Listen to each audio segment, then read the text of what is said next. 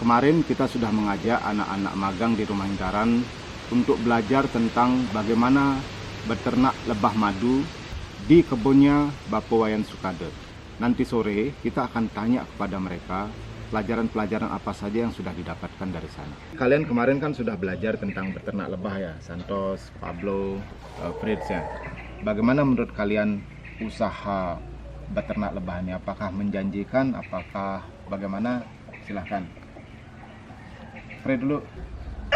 Penghasilan beternak lebah ini cukup menguntungkan buat kita. Oke, Pablo, kamu mau nggak beternak lebah, Pablo?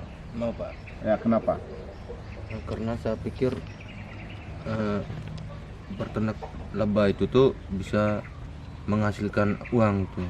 Di tempat yang saya pelajari itu dia menghasilkan uang sekali panen bisa 200-an juta. 200 juta. Ya. Luas tanahnya berapa tuh? Luas tanahnya kira-kira 2 hektar. Santos, kamu tertarik nggak beternak lebah? Tertarik. Ya, kenapa kamu tertarik beternak lebah? Yang pertama soal usahanya, penghasilannya, pasti motivasi untuk saya juga. Dalam 1 tahun penghasilan sangat memuaskan.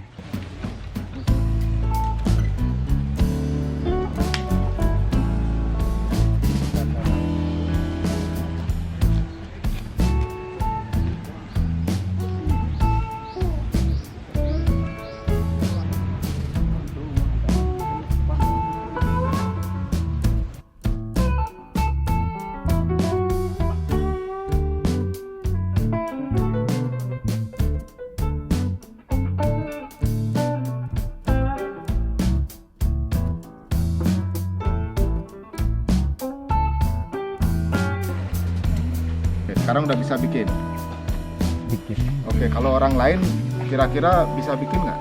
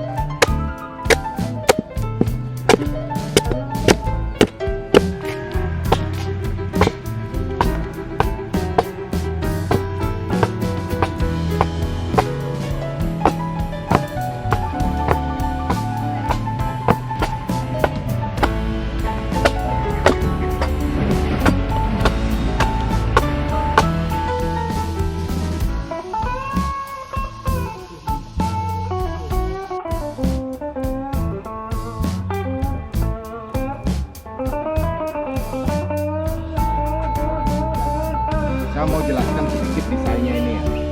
Desain ini kita buat khusus, jadi kayu kelapanya kita lobangi seperti ini.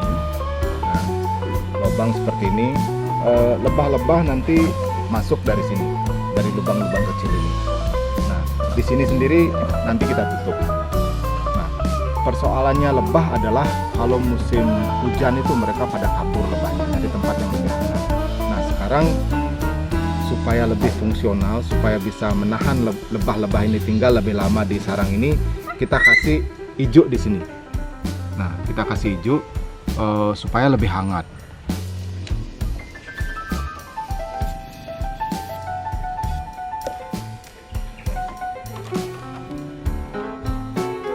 Bambu-bambu ini sendiri fungsinya supaya lebih kuat, karena beberapa kali kayu-kayu kelapa ini tidak kuat gitu kan, pecah gitu, terpisah satu sama lain.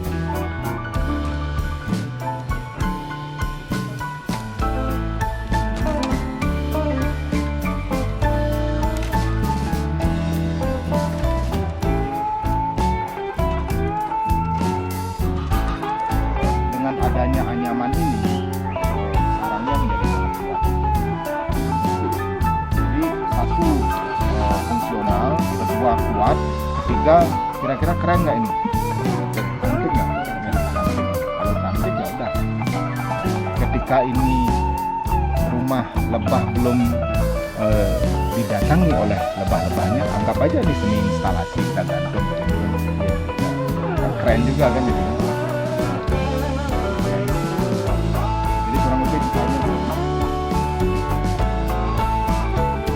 Ernest nanti ingat ini hijau-hijaunya kan kita ambil dari kebun kita sendiri, terus kemudian sebagian juga kita minta dari tetangga. Cuman upah-upahnya beli made tolong dihitung juga nanti Ernest ya. Iya Pak.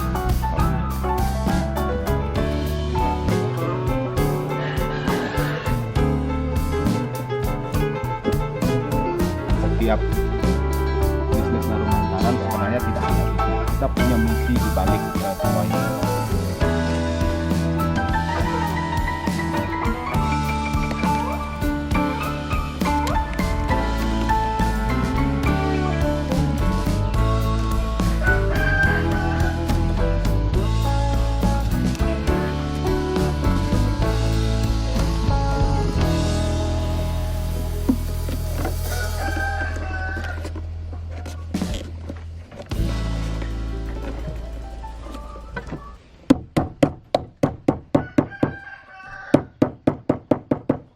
Apa misi kita?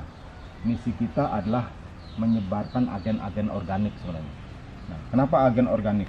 Ini kalau kita jual kepada masyarakat di Denpasar, di Tabanan, di Gianyar, atau di luar Bali, mereka akan pasang di rumahnya. Mereka akan pasang di kebun-kebunnya. Begitu mereka pasang di kebunnya, mereka pasti tidak akan semprot lagi. Jadi buah-buah mangganya itu mereka tidak akan semprot lagi.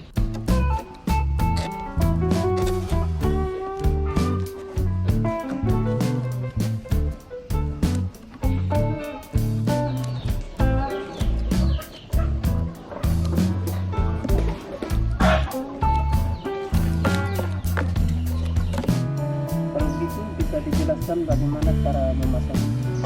Cara memasangnya gampang sekali. Nanti kita sudah akan kasih kepada pembeli-pembeli sarang lebah ini ya. Jadi tinggal kita kasih kawat atau tali. Ini juga kita kasih kawat atau tali. Di bagian sini kita tutup. Kemudian kita tambahkan kawat atau tali di sini. Sudah kita gantung.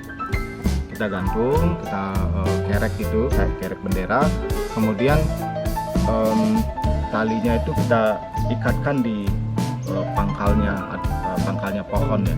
Jadi begitu ada isinya nanti tinggal dibuka talinya, diturunkan. Ini gampang sekali kan?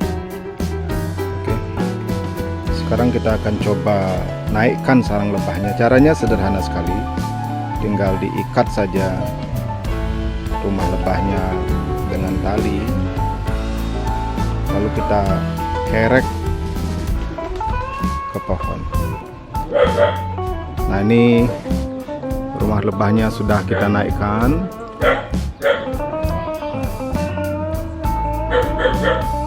Kalau ketinggiannya sudah cukup, kita ikat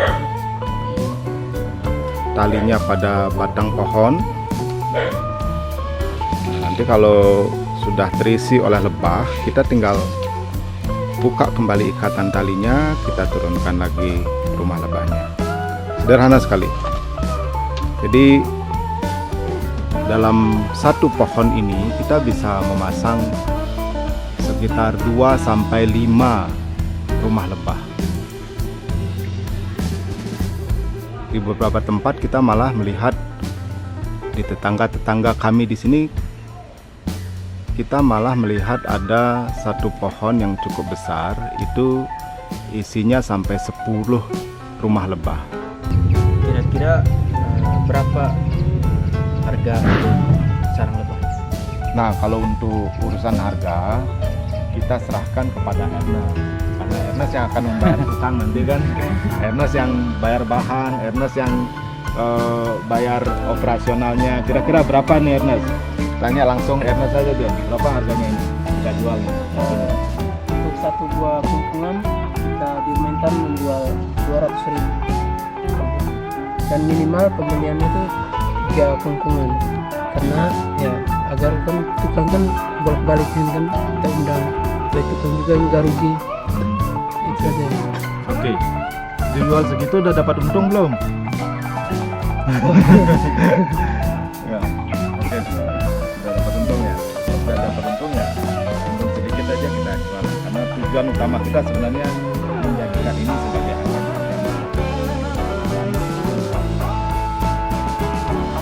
Jadi satu hari artisan kita bisa mengerjakan sekitar 3 rumah lebah seperti ini. Ini kan harganya 200.000 Ya. bagaimana untuk mengembalikan uangnya? Oke, jadi tingkat keterisian sarang lebah di rumah Intaran itu 40%. Di tempat-tempat lain mungkin lebih banyak ya, di kebun-kebun masyarakat lebih banyak lagi. Artinya apa? Kalau kita pasang 10, udah pasti di sini ada 4 rumah yang terisi gitu kan. Nah, satu kungkungan ini atau satu rumah lebah ini sekali panen kita bisa dapatkan setengah botol sampai 2 botol madu. Nah, kalau dijual di Bali itu udah cukup untung, udah balik modal lah. Kalau kita beruntung kita bisa 2 kali panen. Misalnya lebahnya itu datang di bulan Mei gitu misalnya. Di bulan Mei tambah 3 bulan, bulan Agustus kita udah bisa panen. Nanti bulan September udah keisi lagi. Bulan Desember kita panen lagi. Jadi panennya ini bisa 2 kali ya setahun ya. Tapi rata-rata sih 1 kali. Kalau beruntung bisa 2 kali. Jadi ketika orang-orang sudah punya rumah lebah seperti ini, mereka pasti tidak akan menyemprot pohon-pohonnya gitu kan. Jadi itu misi utama kita sebenarnya. Kita tidak pernah membuat bisnis yang tidak ada misinya, selalu ada misi di baliknya.